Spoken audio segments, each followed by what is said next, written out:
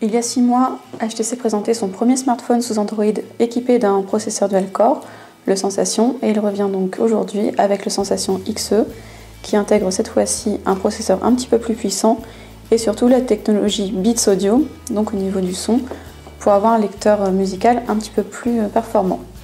Donc on retrouve un design semblable avec un écran ici de 4,3 pouces. On va avoir un capteur photo à l'arrière de 8 mégapixels avec des petits détails en rouge cette fois-ci, donc ici au niveau du capteur, bien sûr le logo Beats en bas, et les touches de navigation Android ici, donc qui vont être éclairées en rouge. À l'intérieur, on va avoir la surcouche HTC Sense en version 3.0, qui est ici, avec exactement le même menu que par le passé.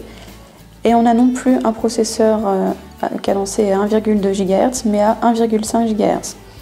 Au quotidien, la différence ne va pas être flagrante, mais c'est vrai qu'on a un rendu qui est vraiment très fluide, avec un défilement très rapide des applications, des pages. Enfin, ça marche vraiment très très bien là-dessus. Au niveau audio, donc on va avoir fourni avec le téléphone un kit d'écouteurs comme ceci, donc des intra-auriculaires qui sont fournis avec plusieurs jeux d'embout en silicone, le tout dans une petite housse, bon, pour le transport. Voilà. Et dès qu'on branche le casque, on va avoir le système qui va se déclencher. Donc ici la prise jack. On a tout de suite les écouteurs qui sont détectés comme d'habitude. Et quand on lance le lecteur audio, ici, vous voyez dans la barre de notification, le système est proposé, donc il suffit de l'activer. Donc il passe en rouge. Et là, les basses sont plus puissantes, donc on va avoir du mal à l'écouter forcément. Et puis le son est un peu plus clair. Donc c'est vrai que c'est sympa au quotidien quand on écoute de la musique. On va avoir également donc, dans ce casque de quoi naviguer entre les chansons dans ce sens-là. Ici Play Pause, là pour aller en arrière, là en avant. Donc ça va servir évidemment de micro en cas d'appel avec le kit main libre. Et pour le reste, c'est vrai que ça va être un smartphone quand même assez performant. Ici au niveau du navigateur, un défilement qui est vraiment rapide. D'ailleurs si on réduit les pages, on va avoir accès aux différentes pages ouvertes. Ici on n'en a qu'une.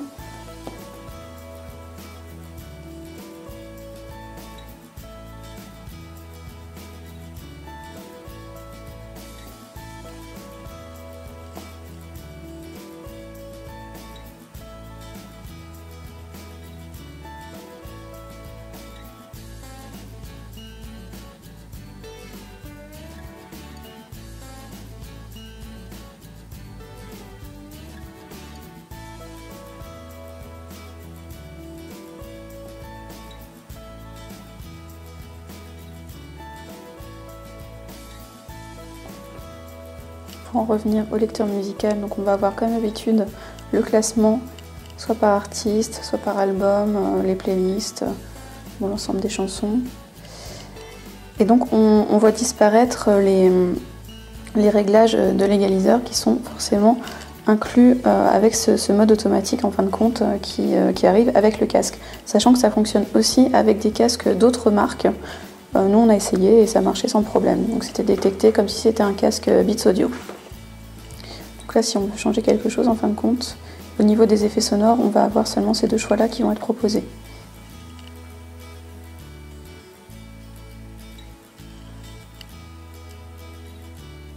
À l'intérieur, on retrouve le classique, les HTC Hub et HTC Lights, donc en gros des suggestions de téléchargement d'applications, les applications Android du type navigation, Gmail, des choses comme ça.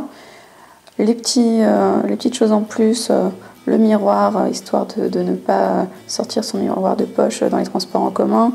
On va avoir la lampe qui est ici, le DLNA avec l'application Média Connecté qui est là. Les réseaux sociaux qui sont intégrés, alors on va aller plutôt voir le widget qui est là dans FriendStream, qui marche très bien et que j'ai pas mis à jour.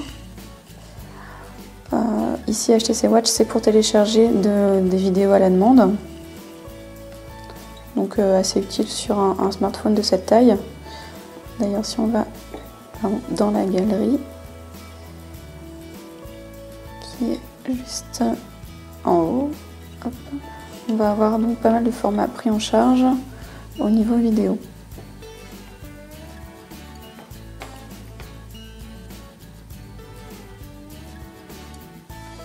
Pas forcément on n'entend rien parce que j'ai le casque.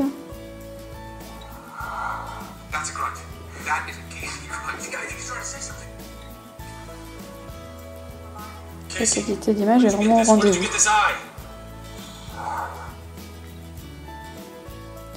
D'ailleurs, si on en revient à la photo,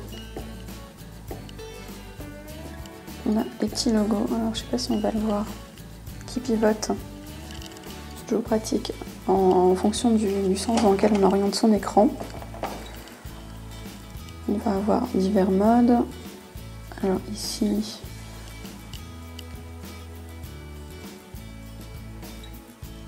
on va pouvoir choisir la macro. Et le déclenchement se fait donc juste là puisqu'il n'y a pas de bouton au-dessus.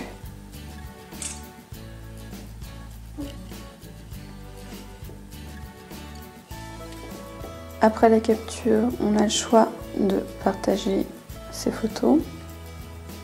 Donc on a pas mal de choix qui s'ouvrent à nous, mais aussi de faire quelques modifications au niveau des effets notamment, avec donc un peu d'amélioration, des effets de couleur.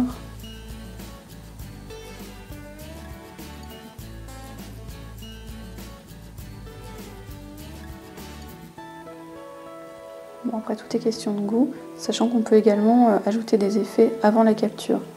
En vidéo, ça va être de la Full HD. Et voilà, c'est à peu près tout pour ce mobile qui finalement ressemble énormément à son prédécesseur. Et c'est vrai que la différence se situera essentiellement au niveau de la musique, avec, c'est vrai, un petit peu plus de puissance, mais qui finalement au quotidien n'aura pas vraiment d'incidence sur l'utilisation, mis à part quand on utilise vraiment beaucoup le multitâche et qu'on utilise des jeux vraiment gourmands en ressources. Le Sensation XE est pour l'instant disponible aux alentours de 550 €, donc ce qui reste un tarif relativement accessible pour ce type de produit.